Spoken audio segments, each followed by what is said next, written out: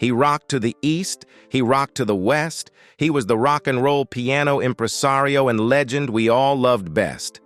Richard Penniman, the golden-voiced gem from Georgia better known as Little Richard, infused his performances with a flair previously unseen in the music industry. Despite achieving immense success, Richard grappled with his sexuality, navigating moments of identifying as gay or omnisexual. Surprisingly, he still expressed love for women and even have children with him. So who is she? Join us in today's video as we delve into the intriguing aspects of the life of the godfather of rock and roll. Don't forget to like and subscribe. Let's dive in. Early years. Richard Penniman was born in Macon, Georgia, to Leva Mae and Charles Bud Penniman, who worked as a bootlegger. Despite his father's occupation, the Penniman family was deeply religious. Richard grew up in a context of poverty and racism, and singing played a crucial role in his early life, bringing him and his family closer to God.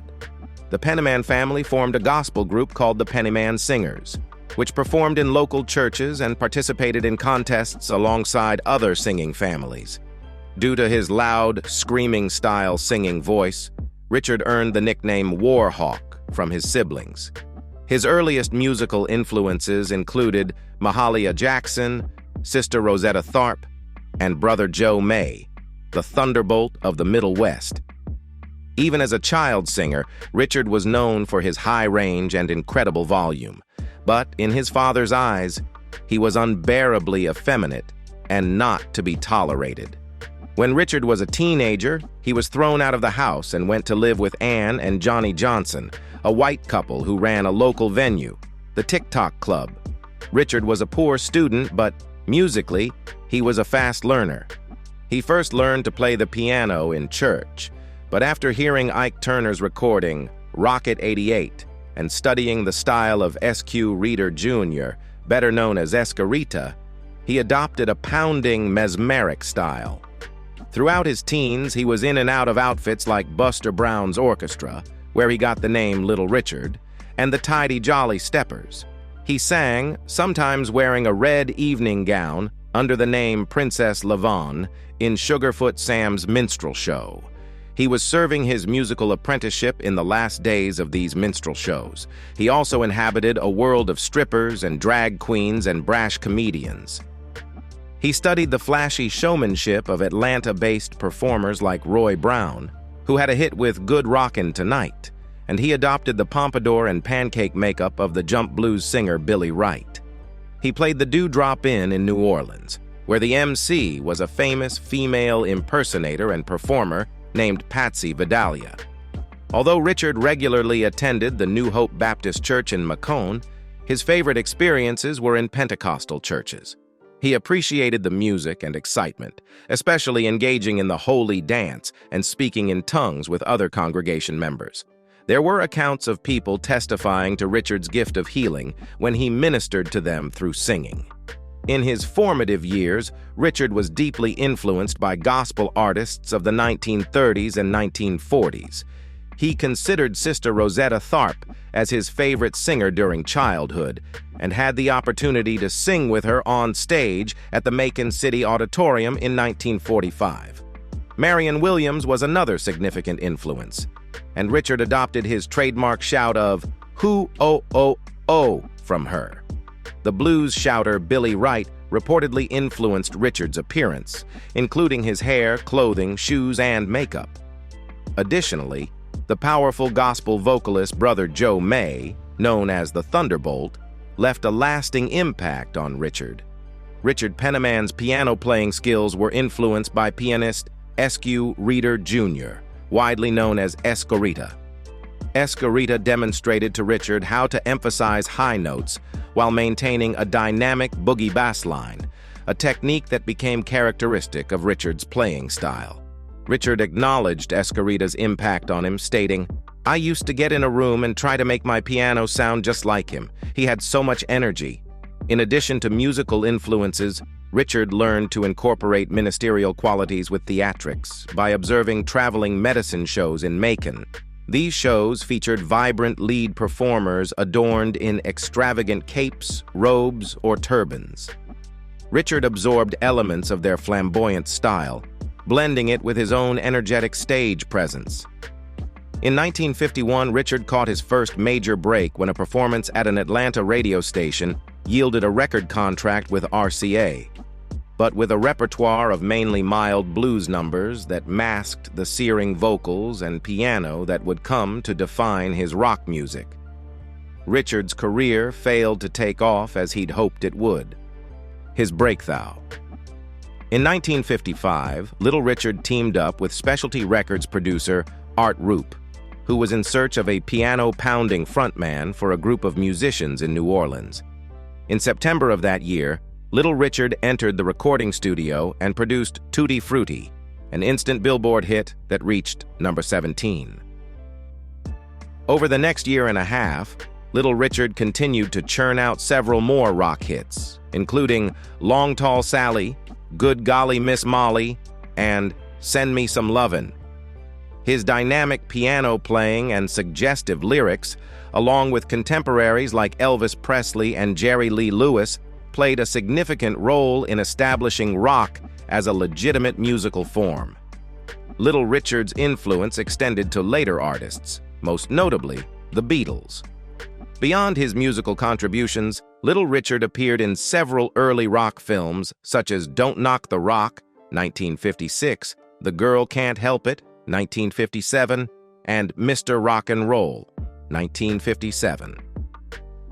Blessed with a phenomenal voice capable of generating croons, wails, and screams unprecedented in popular music, Little Richard scored hits that combined childishly amusing lyrics with sexually suggestive undertones. Alongside Elvis Presley's records from the mid-1950s, Little Richard's sessions from the same period offer models of singing and musicianship that have inspired rock musicians ever since. Gospel music and return to rock. As Little Richard's success reached new heights, his earlier ties to the church led to deepening doubts about rock music. In 1957, he made a sudden and public departure from performing rock and fully committed himself to the ministry, recording gospel songs such as his debut religious album, God Is Real, in 1959. However, in 1964, inspired by the Beatles' recording of Long Tall Sally, Little Richard returned to the world of rock music. Throughout the following decades, he continued to perform and record.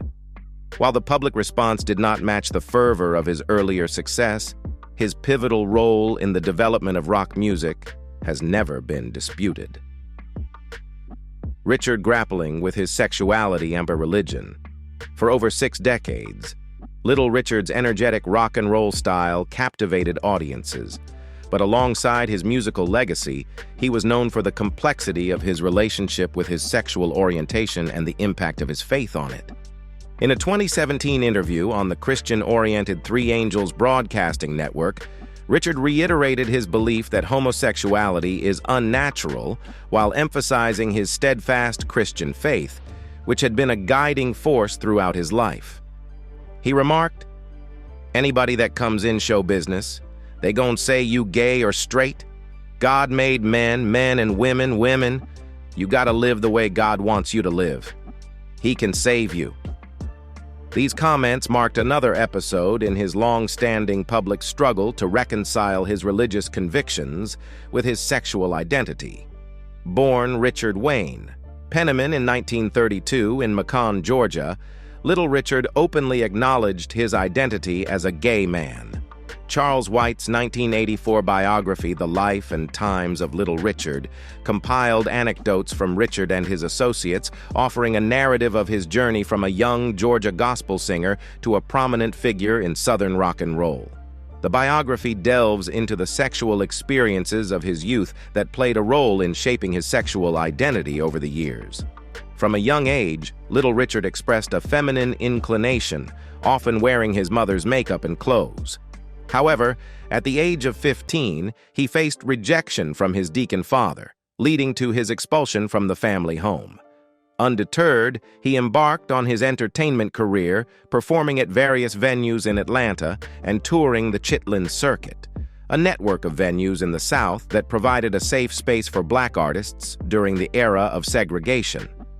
By the end of the 1950s, he felt a spiritual calling to turn away from secular music. He enrolled in Oakwood College to study theology, responding to what he believed was a message from God to redirect his life's path. Richard found solace in his biblical studies, embracing the idea of praising God through music. During this period, he believed he had achieved peace with God and should live according to divine intentions. However, his time at Oakwood College was not without challenges. He acknowledged facing personal struggles, describing encounters with devils. There were incidents, such as asking a deacon's son to expose himself, that reflected his internal conflicts and struggles with what he perceived as unnatural affections. This internal turmoil led to a self-loathing that complicated his understanding of his own identity. In addition to his homosexual activities, Richard engaged in voyeurism in his 20s, paying men to allow him to observe them having sex with women, sometimes forcibly. He described feelings of anger and regret after such encounters, leading to a reluctance to discuss or confront those aspects of his life. His voyeuristic pursuits eventually led to legal trouble, resulting in his arrest for sexual misconduct after being found with a couple in a car at a Macon gas station. Despite this complex history, Richard's later interview with Three Angels Broadcasting presented a different perspective. He commented on the state of contemporary pop culture, expressing concern about what he perceived as unnatural affection and a lack of focus on faith. In this interview, he conveyed a message of universal love and salvation from God, emphasizing that regardless of one's identity or past actions, God's love is all-encompassing and can lead to redemption by acknowledging one's sins. Is he gay? Richard Penniman was a dishwasher who would be king or queen, depending on his mood. Richard faced adversity at home for being gay. As a child, he often played with girls and endured ridicule due to his distinctive manner of walking and talking. His father, disapproving of his behavior, would punish him whenever he caught Richard wearing his mother's makeup and clothing. As a teenager, Richard was involved with individuals of both genders. However, his effeminate mannerisms became a point of contention within his family. At the age of 15, his father made the difficult decision to kick him out of their family home due to his sexual orientation. Who was his wife? Ernestine Campbell is a former American secretary from Washington, D.C., who became famous for being the better half of musician Little Richard. The musician's ex-wife was born in 1939 in the United States. For 7 decades, he has played a major role in music and culture and showed his domination in the music industry since he was determined and passionate about his career. Richard's most acclaimed work, dubbed the Architect of Rock and Roll, originates from the mid-1950s, when his captivating showmanship and dynamic music, marked by frenzied piano playing, pounding backbeats. Ernestine and Little Richard continued dating after their initial meeting and eventually got married on July 12, 1959. However, their marriage faced challenges, and they eventually divorced in 1964. Despite the reasons for their separation not being explicitly mentioned, some reports suggest that Little Richard's rising popularity and alleged involvement in certain sexual activities, including homosexuality, played a role in the dissolution of their marriage. Robinson and Harvin, Ernestine's relatives, publicly accused Little Richard of being gay during this time. During their marriage, Ernestine and Little Richard adopted a 1-year-old son named Dany Jones from a deceased church member. Despite their divorce, the adopted child maintained strong and healthy bonds with Little Richard, often serving as his father's bodyguard. Unfortunately, the couple's marriage came to an end in 1964. According to Harvin, their marriage had initially been peaceful with regular and healthy sexual connections. However, she believed that her husband's fame had created difficulties for their relationship. Richard's alleged negligence as a husband and his sexuality reportedly led to his desire to end the marriage. Subsequently, with mutual consent, they decided to terminate their relationship but remained close friends after their divorce.